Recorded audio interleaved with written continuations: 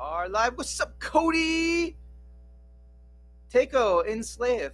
Which podcast interview was it? It was with the Hope for Home one.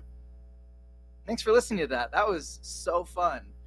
Um, Very enjoyable time.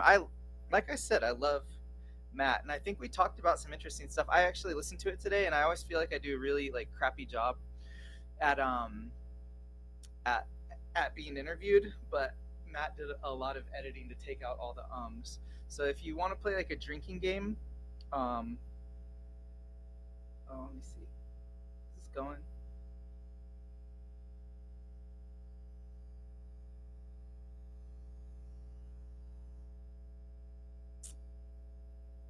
Shoot, I don't know if I'm sorry. This is horrible, horrible. Um, I'm just trying to figure out live. Okay, go. Okay, now I'm live.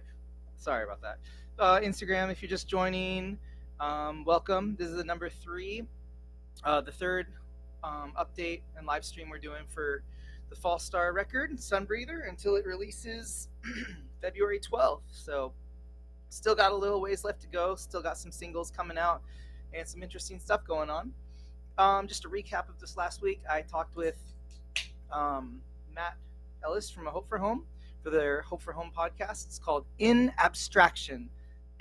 So go to iTunes, or I don't know, podcast. I don't know what the podcast app is called now, but go to your podcatcher and type in Abstraction, and I think it's episode number 6. So if you're a fan of Hope for Home like I am, and like so many other people, like it's a very interesting listen and lots of good stuff on there. So check it out. Tonight I am drinking Truly Mango. So if you're drinking anything tonight, toast, toast. Um, Earlier this morning, I got to talk with one of my friends, Ryan Lane, who I just met through a mutual friend. And I went on his podcast called Life Gets Hairy. I don't know if you've heard that one before, but we talked for a very long time, and it was awesome. And it was not so much about the band; it was mostly about spirituality and just talking about being raised Christian and like how we've evolved in our thinkings in other ways. And it's an interesting one. So that one will be coming out, I think, next week or 2 weeks from now. But real good one, Cody. Prost. And I've got some questions that folks asked me from the last live stream. So I will go ahead and read off those questions. And then at the end of this, I wanted to play just a couple seconds from our new single coming out, I guess this week. This Friday, we're going to have a new single coming out, and it's really awesome. So I'll just go ahead and, excuse me, and read off the couple questions I got. Also, before I dive into these questions, I just wanted to let you know, like tonight, like what's up? Tonight I made the best use. If you have like a bunch of extra turkey laying around, this is what you do. You just mix it with some chopped up bacon and some taco seasoning and some Velveeta cheese, like the not real cheese, and you got turkey tacos, but they taste all right. It covers up the turkey. First question I got was from YouTube, from All You Know You. I think I'm reading that right. I'll just read it verbatim and then respond. Glad to see this is taking off. Me too. Thanks for watching. I'll pose a question for next time. How has your production changed from future Golden Age and now? Nothing really changed. We tracked this Sunbreather record pretty much exactly the same as we tracked future Golden Age. So this exact microphone through a cloud lifter. The only thing that changed, I guess, is I tracked all of future Golden Age with a Gibson Explorer. Yo, what's up, guys? And then with this record, I'll show you. I just tracked everything with a LTD Stephen Carpenter 607B. So it's this guitar. I'll show you YouTube. So it's EMG pickups. Which, say what you want about EMG, I don't care. I don't mind the fizzy kind of sound. But this guitar I literally use for every single song. And then for a couple of the leads, I used a Fender Stratocaster. I'll show you.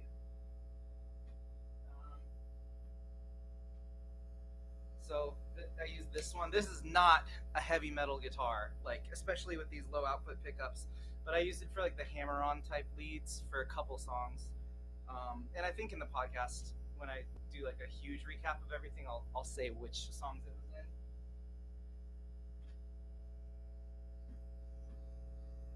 Um, but yeah, besides switching up guitars and using really fat strings, fat strings, we use the same bass guitar through a Apogee Duet interface, and that's how I tracked everything. So not much has changed at all. Just the spot's different. I tracked in my office, and Future Golden Age I tracked in the basement at my in-laws' house.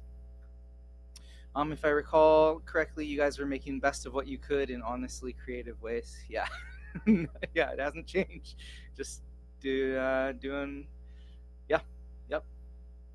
Has there been things you learned and are applying here? I think I'm just better at tracking. So tracking and auto tuning vocals, I just think I've progressed a lot, and I'm faster.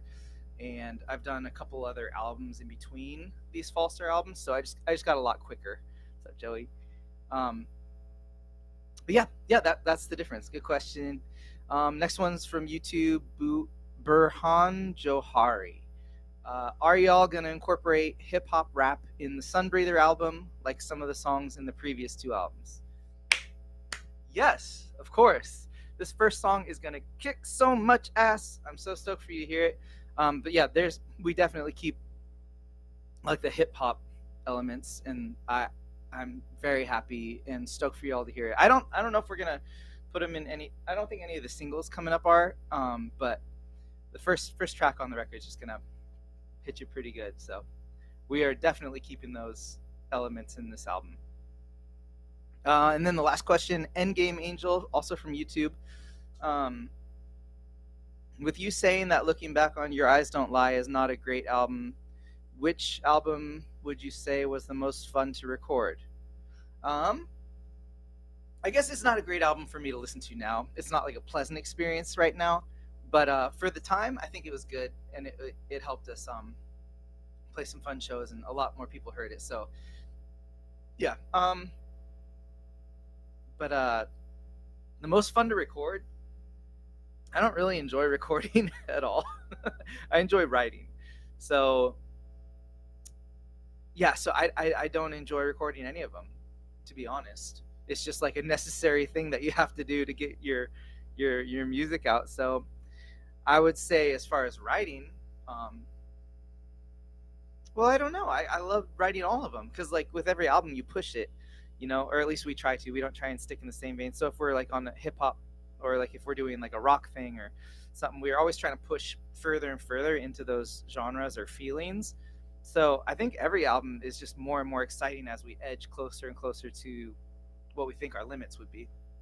That applies for Northlander too. So yeah, I think all of them are equally as fun to write, but none of them are fun to record.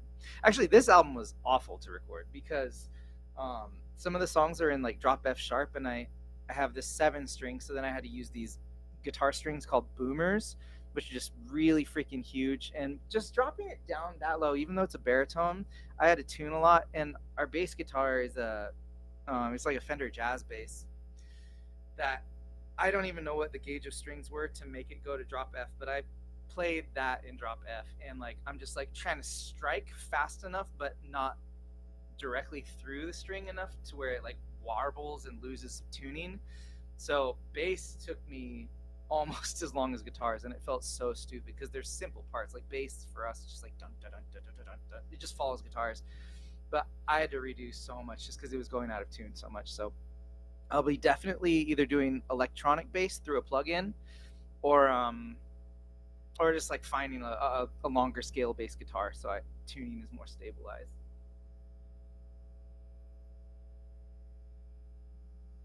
Oh, heck yeah. Well, thank you. And yeah, I love Convictions and Fit for a King. They're so dope. Fit for a King is the reason why we're playing like ESPs now, because I know Bobby, and he gave me some advice on that stuff, and they've helped us out a lot with like reamping and backtracking, like showing us the way that they do it. And yeah, we met them in Germany at Christmas Rock Night, if any of y'all have been there. So now let me see if there's anything else I wanted to talk about, but I kind of don't think so. That was all the questions. And um, oh yeah, pre-order for the album is still going on. It's a mango. So we had that Face Down Records 25% off sale. What's up? And so that's officially over tonight. So if you're on West Coast, it's still 25% off till midnight tonight. I think that's how that works. But the album will be on pre-order till February 12th. So we're really excited about that. And let me go ahead and play you a bit of the new song that's coming out on Friday. It is called King Laser, and I'm very stoked. Um,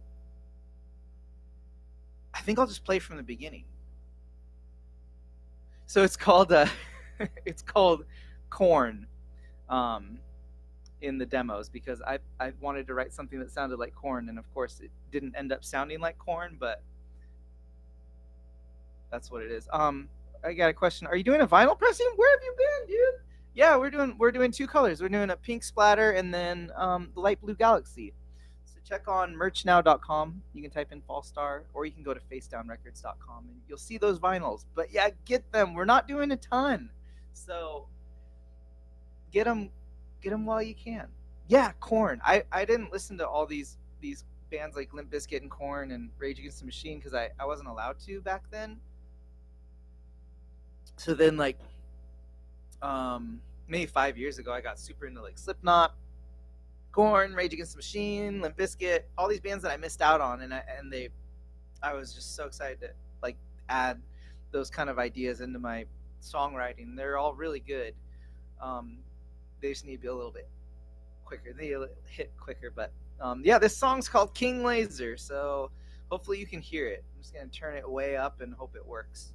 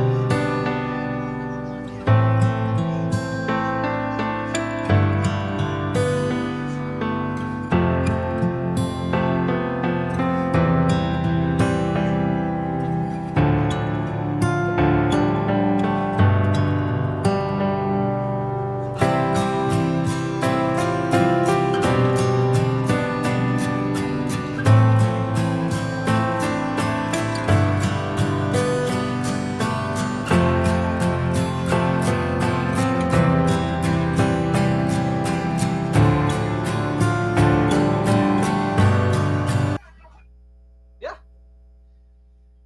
well, you'll hear the rest of that. Um, I guess on Friday, but uh, yeah, thanks for listening. And if anyone else has any other questions, you can ask it on the YouTube or the Instagram. I'll keep it up for like 30 more seconds, but if not, appreciate you guys popping in. And I think what I'm gonna do also, like as far as like keeping this maybe every Tuesday, I might start interviewing some folks. So I talked to some other friends that are in bands, um, and we'll just keep these really really short. Like 10 minutes is the ideal, but gonna start doing that pretty soon, so that'll make it kind of interesting. And there's a bunch of people that I really want to talk to and I haven't yet, so little quick interviews I think will be fun. Um, okay, I got one last question. So Takeo Enslave, is the Jesus Freak cover going to be along the same lines as the Chasing Victory one? I don't think so. And I this is what he's referring to is for the crowdfund campaign we're doing cover songs for it. So that was exclusive to the crowdfund campaign, and we're not gonna ever sell them, but we might release them on Spotify maybe one day. But yeah, we're covering the song Jesus Freak along with like Testify by Rage Against the Machine and South Down by POD, and like uh there's so many I can't really actually think of it right now. But yeah, the Jesus Freak cover is going to be pretty true to what the original DC Talk one is. So as far as like, I think I did up the tempo a little bit, but no, see, that's not right either. I have the music done, but I just can't decide if I'm going to scream on certain parts or not. But I don't remember the Chasing Victory one, but I do think they did depart from the original quite a bit. But yeah, I went through and listened to like all the Jesus Freak covers I could find when I started the music for it. And I can't say for sure, but I don't think it'll be like the Chasing Victory. Like, I'm not changing up any of the vocal melodies or anything like that. I think DC Talk did an incredible job. But yeah, thank you guys for tuning in. Really appreciate it. Have a great Tuesday night. Much loves.